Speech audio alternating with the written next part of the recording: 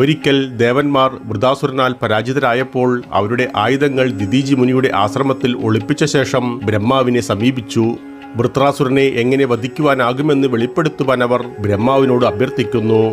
ശിവന്റെ അനുഗ്രഹത്താൽ ദിതീജിയുടെ അസ്ഥികൾ ഇന്ദ്രന്റെ വജ്രത്തേക്കാൾ കടുപ്പമുള്ളതായതിനാൽ ദിതീജി മഹർഷിയുടെ അസ്ഥികളിൽ നിന്ന് വജ്രമെന്ന ആയുധമുണ്ടാക്കുവാൻ ബ്രഹ്മാവ് ദേവന്മാരെ ഉപദേശിച്ചു. അങ്ങനെ എല്ലാ ദേവന്മാരും ബൃഹസ്പതിയുടെ നേതൃത്വത്തിൽ ദിതീജിയുടെ ആശ്രമത്തിലേക്ക് പോയി.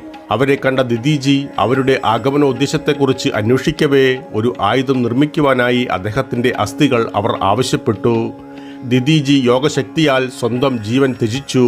ഇന്ദ്രൻ കാമധേനുവിനോട് ദിതീജി മഹർഷിയുടെ ശരീരത്തിൽ നിന്ന് അസ്ഥികൾ വേർതിരിച്ചെടുക്കുവാൻ നിർദ്ദേശിക്കുന്നു. ആ അസ്ഥികൾ ത്വസ്തർക്ക് വജ്രായുധം നിർമ്മിക്കുവാൻ കൈമാറി. ത്വസ്തർ അസ്ഥികൾ വിശ്വകർമാവിന്റെ അടുത്തേക്ക് കൊണ്ടുപോവുകയും ഒടുവിൽ അവ കൊണ്ട് വിശ്വകർമാവ് വജ്രായുധം നിർമ്മിക്കുകയും ചെയ്തു. ഈ ആയുധം ഉപയോഗിച്ചാണ് ഇന്ദ്രൻ വൃത്രാസുരനെ വധിച്ചത്.